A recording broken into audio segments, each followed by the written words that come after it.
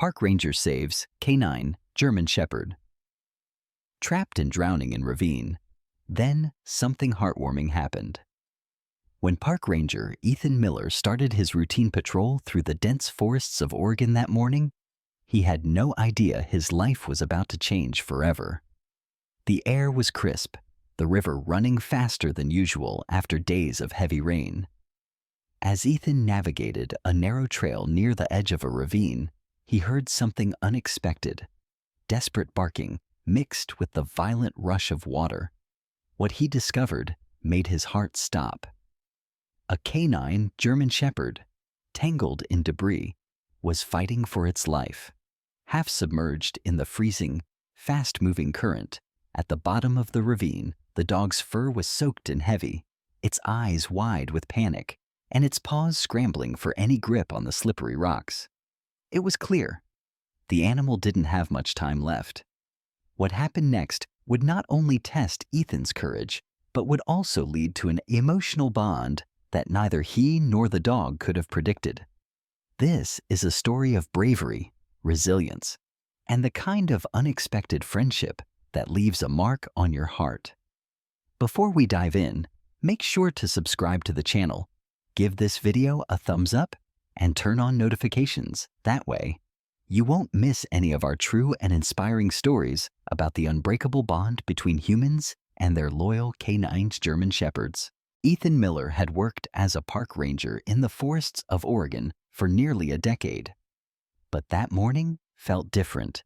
The air was colder than usual for late spring, and the river below the ridge roared louder after several nights of relentless rain. As he drove his Jeep down the muddy trail, his radio crackled with routine weather updates and backcountry alerts. Nothing out of the ordinary. But as he stepped out to inspect a landslide report near the ravine, something caught his attention. Faint, but unmistakable. A bark. Not just any bark. It was desperate, high-pitched, and filled with panic. Ethan froze, holding his breath to make sure he wasn't imagining it. Then he heard it again. Without hesitation, he grabbed his rescue gear from the Jeep, rope, carabiners, gloves, and moved quickly toward the sound. His boots slipped on the wet rocks as he scrambled down the narrow slope toward the ravine. The closer he got, the more urgent the barks became. And then he saw it. Down below, tangled among branches and driftwood, caught between two boulders, was a German Shepherd. The dog was struggling to stay above the fast-moving water. Its hind legs were pinned, trapped between heavy logs, wedged tightly by the current. The dog's dark brown and black coat was slick with river water, its eyes wide with fear and exhaustion. Ethan's heart raced. A quick scan of the scene told him one thing: if he didn't act fast, the dog would drown within minutes. "Hang on, buddy," Ethan shouted, securing the rope to a nearby tree. Sliding carefully down the wet embankment, Ethan felt the icy spray of the river on his face. The rocks were slippery, the mud thick and unforgiving. With every step closer, the dog's barking grew weaker, replaced by whimpers. Ethan finally reached the edge of the boulders. The gap between him and the dog was about 6 feet wide, with fast, churning water in between. The logs trapping the animal were heavy, waterlogged, and jammed tight. He took a deep breath. "This is gonna be risky," he muttered under his breath. Positioning himself as securely as possible, Ethan reached out with his rescue pole, hooking the loop gently around the dog's front legs.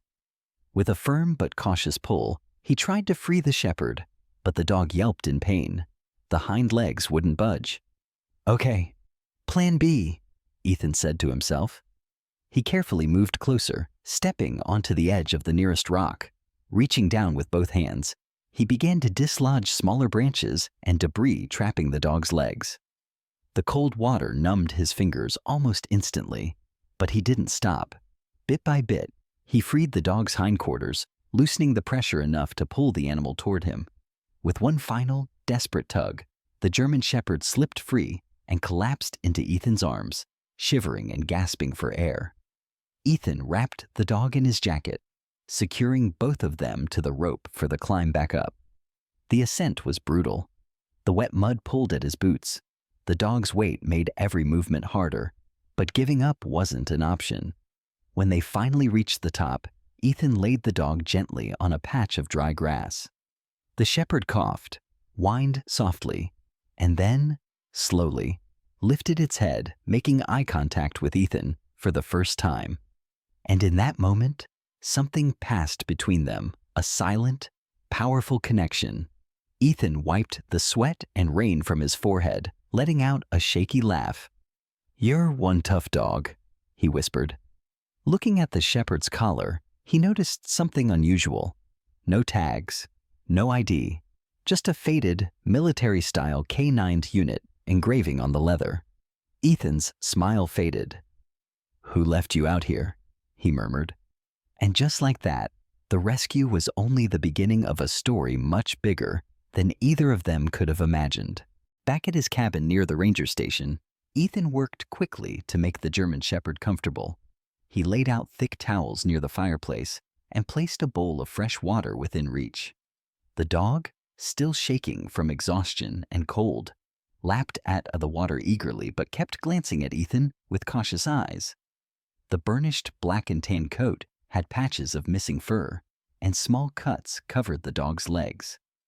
But what concerned Ethan most was the lack of identification. Ethan sat cross-legged on the floor, inspecting the leather collar again.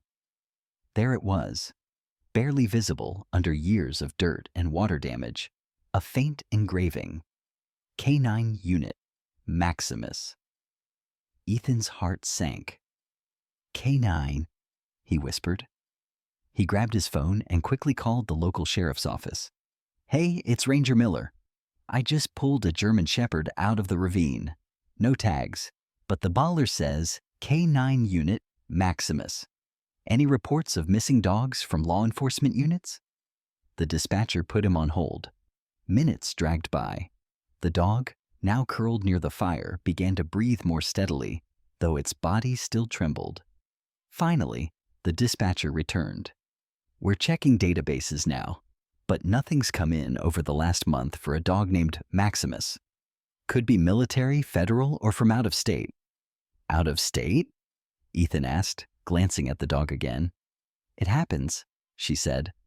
"Sometimes retired canines get moved, or, well, they get dumped." Ethan's stomach twisted. "Dumped?"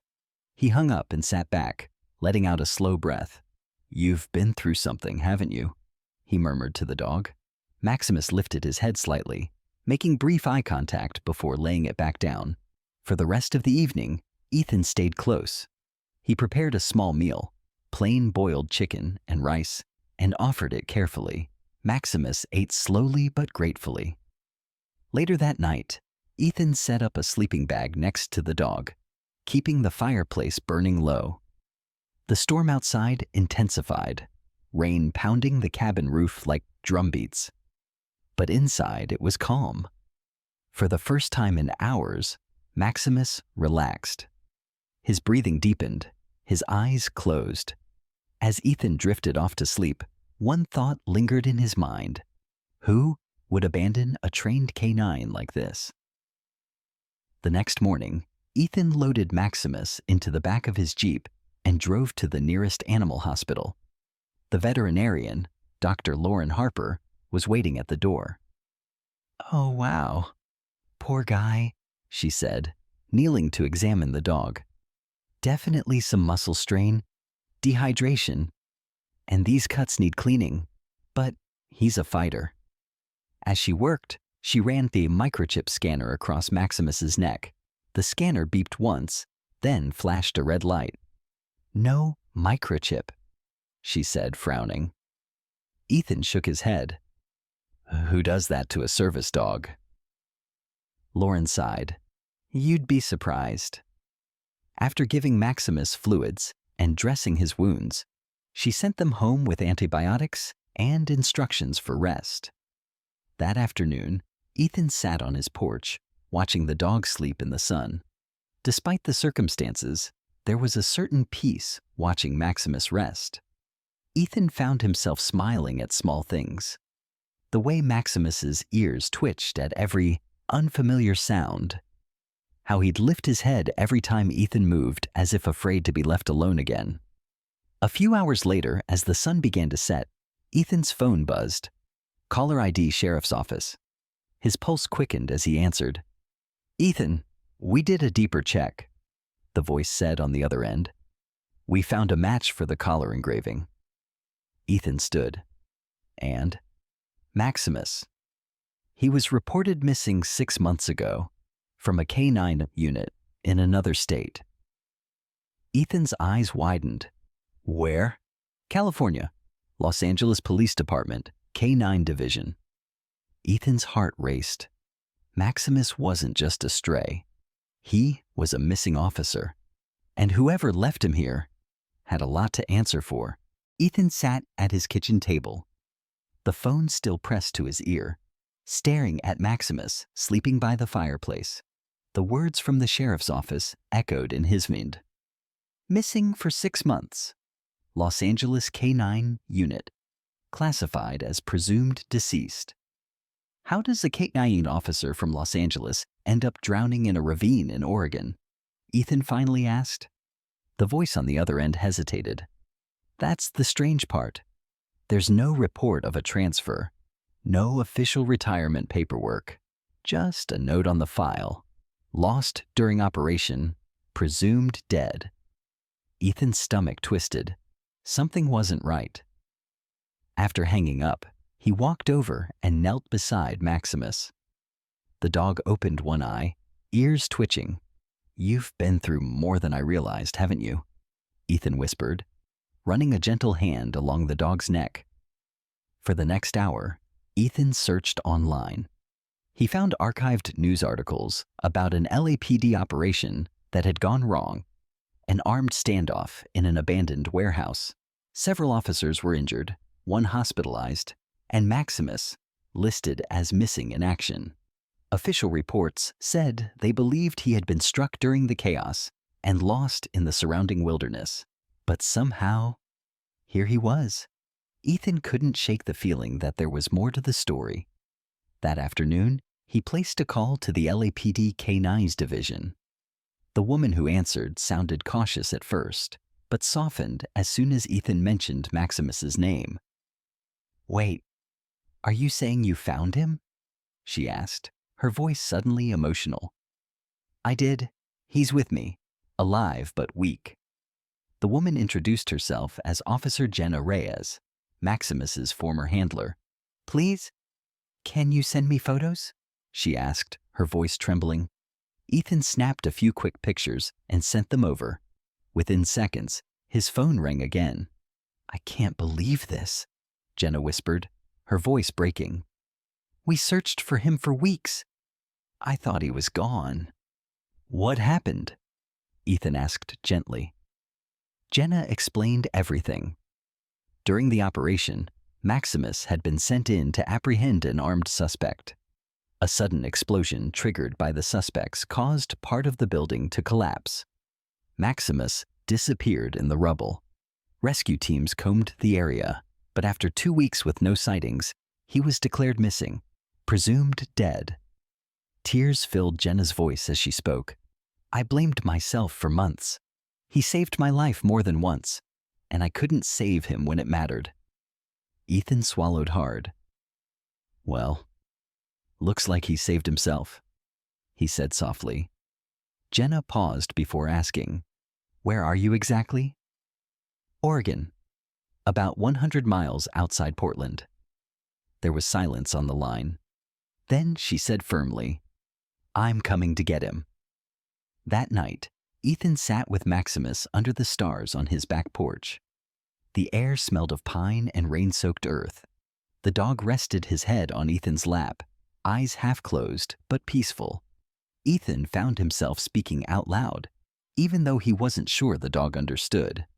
You've got someone who loves you waiting for you, he whispered, stroking Maximus's head. You're going home soon. But as he said the words, a strange knot tightened in his chest. Over the past few days, Maximus had gone from a near stranger to a constant presence at his side. They had fought through fear, exhaustion, and danger together, and now, letting him go wouldn't be easy. Before heading inside for the night, Ethan made one last promise. No matter where life takes you next, I'm not going to forget you. As Maximus let out a contented sigh, Ethan stared up at the sky, wondering what the next chapter would bring for both of them. 2 days later, Ethan stood at the small regional airport, nervously glancing at the arrival board.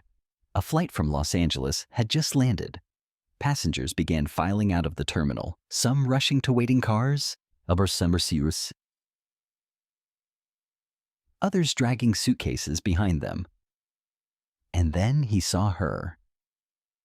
Officer Jenna Reyes was exactly as he had pictured from their phone conversations. Late 20s, athletic build, dark hair pulled tightly into a ponytail, wearing jeans and a faded LAPD K9 unit sweatshirt. But what struck Ethan most wasn't her uniform or her composure. It was the emotion on her face. Her eyes scanned the area until they locked onto Ethan. And more importantly, Maximus. The German Shepherd stood beside Ethan, ears perked, tail low, but wagging softly, as if sensing something big was about to happen. Jenna dropped her bag and sprinted across the sidewalk. "Maximus!" she called, her voice cracking. At first, the dog froze, unsure, his gaze flickering between her and Ethan. But then, recognition flickered in his eyes. Maximus let out a loud, joyous bark and lunged forward, nearly pulling the leash from Ethan's hand. He collided with Jenna, tail whipping back and forth, front paws pressing against her chest as she sank to her knees, wrapping her arms around him. Tears streamed down her face as she buried her hands in his fur. "I thought you were gone. I thought I lost you," she whispered over and over. Passers-by paused, some smiling, others wiping tears from their eyes at the unexpected emotional scene. Ethan stood back, giving them space, but he couldn't deny the lump forming in his own throat. After what felt like forever, Jenna looked up at him, her eyes glassy but grateful. "Thank you," she said softly. "You saved him." Ethan shook his head. "He saved himself. I just helped a little at the end." They loaded Maximus into the back of Jenna's rental car, but before she got in, she turned to Ethan. "I'm staying in town for a couple of days. I don't want to move him too quickly after everything he's been through. Would you, maybe, join us for dinner tonight? As a thank you?" Ethan hesitated. Part of him wanted to keep some emotional distance. This was their reunion, after all. But another part, the part that had grown attached to Maximus, didn't want this story to end so quickly. "I'd like that," he said with a small smile. That evening, they met at a small diner near the ranger station. Maximus lay curled under their table, his head resting on Jenna's boot, eyes watching both of them as if afraid one might disappear. Conversation flowed easier than Ethan expected. Jenna shared stories about Maximus's training, their missions together, and how he had saved her life more than once. Ethan told her about finding Maximus in the ravine, the rescue, and the bond that had grown between them over the past week. There were moments of laughter, long silences filled with unspoken emotion, and even a few tears when Jenna described the night Maximus went missing. Before leaving, Jenna reached across the table, placing her hand on Ethan's. "You were there for him when I couldn't be," she said quietly. "That means more than I can say." Ethan squeezed her hand gently. "He's a special dog." Jenna smiled through her tears. "That he is." Later that night, as Ethan lay in bed, staring at the ceiling, he couldn't shake the feeling that this wasn't the end of the story. Maybe Maximus was going home, but something told him their paths would cross again, sooner than either of them expected. The following morning, Ethan found himself standing by his cabin window, watching the soft golden light filter through the trees. The forest seemed unusually still, as if the world itself was pausing to take a breath After the emotional whirlwind of the last few days, Maximus was gone. Jenna had left early that morning, driving south toward California, with Maximus curled up in the back seat of her rental car. Ethan had stood on the porch, watching them disappear down the dirt road, waving one final goodbye as the car vanished from view. Now, the cabin felt empty. Ethan paced the living room, glancing at the corner where Maximus's makeshift bed had been. The muddy paw prints still stained the floorboards near the door. His old jacket, the one he'd wrapped around Maximus after the rescue, still hung over the back of a chair. He picked it up, holding it for a second longer than necessary, breathing in the faint scent of wet fur and river water. Ethan shook his head, letting out a bitter chuckle. "You've gone soft, Miller," he muttered to himself. Trying to distract his mind, he grabbed his keys and headed toward the ranger station. There were reports of fallen branches blocking a popular hiking trail, and work always helped him focus. But even as he chopped through thick undergrowth with his machete later that afternoon, his mind drifted back to Maximus. Those brown eyes filled with fear when he had first found him in the ravine, and later, those same eyes looking at him with trust. That night, back at the cabin, Ethan opened his laptop and found an email waiting. Subject: "Made it home safely." It was from Jenna. "Ethan, just wanted to let you know Maximus and I made it back to LA. He's already settling in. The vet says he's underweight, but should make a full recovery. I wanted to thank you again for everything. I know he misses you, because honestly, so do I. Stay in touch. Jenna." Ethan sat back, staring at the screen, smiling to himself. Before he could respond, his phone rang. Unknown number. Curious? He answered. "Is this Ranger Miller?" "Yes, speaking."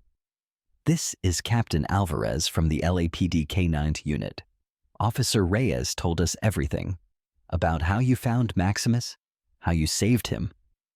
I just wanted to call personally and say thank you. Not many people would have risked what you did." Ethan felt his cheeks flush. "I just did what anyone would have done." Alvarez laughed.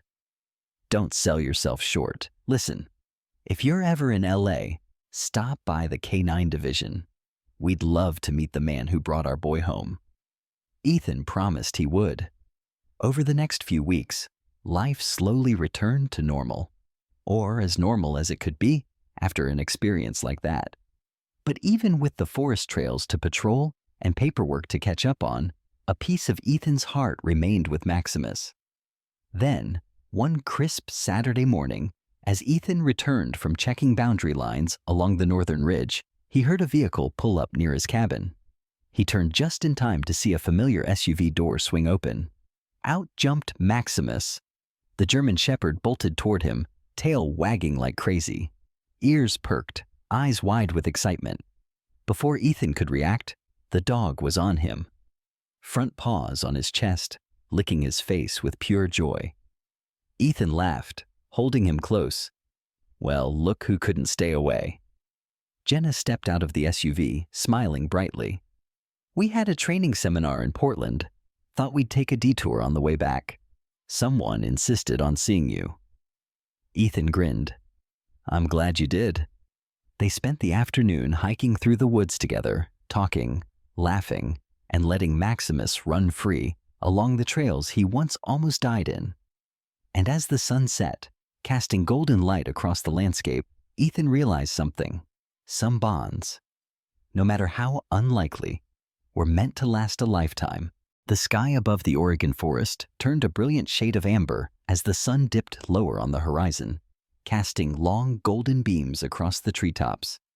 Ethan sat on his porch, staring out at the familiar landscape.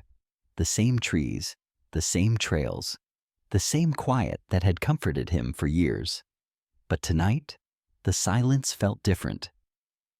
Jenna sat beside him, her hands wrapped around a mug of coffee, legs pulled up under her on the wooden bench. Maximus lay at their feet, his head resting heavily on Ethan's boot, breathing slow and steady after an afternoon filled with running, exploring, and endless belly rubs. The scene felt warm, natural, but temporary. Jenna cleared her throat, breaking the quiet. You know, when I was driving up here, I wasn't sure what to expect. I knew I wanted to see Maximus again. Needed to, actually. But meeting you and seeing how much you care about him, it's been, well, unexpected. Ethan smiled, eyes still fixed on the horizon. Yeah, I didn't expect any of this either. One minute I was rescuing a dog from a ravine. The next, I'm part of someone else's story. Jenna looked down at Maximus, her expression softening. You're more than part of it now. They sat in silence for another minute before Jenna reached into her bag and pulled out a slim folder. She hesitated for a moment, then handed it to him. What's this? Ethan asked, flipping it open. Inside was a formal letterhead from the LAPD K9 Search and Rescue Division. Below it, an official offer, a consulting and field instructor role, part-time but with full travel compensation. The job would allow him to remain based in Oregon while being called in for special operations, training missions, and search and rescue deployments across the country. Ethan blinked, reading it twice to be sure he wasn't imagining things. You're serious? He asked, glancing at Jenna. She smiled, that familiar blend of determination and vulnerability lighting up her face. Very serious. After what you did for Maximus, after hearing how you handled that rescue, Captain Alvarez wanted me to extend this personally. They need someone with your skills, someone who understands both the terrain and the emotional toll that these missions take, someone who doesn't freeze when it matters most. Ethan let out a breath, running a hand over his face. Wow, I never imagined working with a K9I unit. My world's always been here, in these woods. Jenna leaned in slightly. That doesn't have to change. You'd still live here, but you'd be on call for special missions, maybe even help train new handlers, or work alongside dogs like Maximus, who need someone patient, someone they trust. Ethan glanced down at Maximus, who now sat up, looking back and forth between the two humans as if he understood every word. For a moment, memories flashed through Ethan's mind. Maximus trapped in the ravine, barely breathing. Those first nights by the fire when they fought to rebuild his strength. And now, this. A new chapter he never saw coming. Still, doubt crept in. You're not worried it's too much of a change for me? Jenna laughed softly. From what I've seen, you're better at handling change than you think. Ethan smiled but stayed quiet, the weight of the decision sinking in. After a long pause, he stood, walking a few steps toward the edge of the porch. The air was crisp, carrying the scent of pine and damp earth. He could hear the distant rush of the river, the same river that had nearly claimed Maximus's life. And then he realized something. That rescue, that moment, it hadn't just saved Maximus, it had saved Ethan too. He turned back toward Jenna, a new sense of purpose rising in his chest. All right, he said, smiling wide for the first time in days. Let's do this. Jenna's face lit up. Yeah? Yeah, he said, laughing. Let's see if an old forest ranger can keep up with a bunch of city cops and their dogs. Maximus barked loudly, as if giving his full approval. The three of them laughed, the sound echoing into the trees.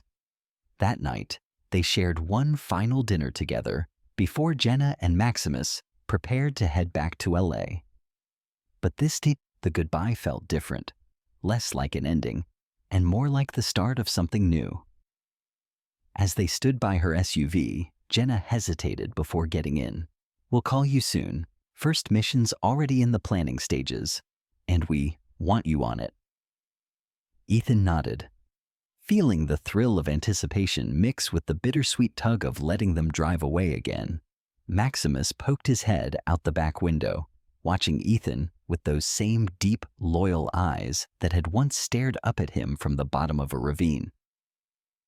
As they pulled away, Ethan stood at the edge of his porch, heart full, mind racing with what lay ahead. For the first time in years, the future felt open, exciting, and entirely his to shape.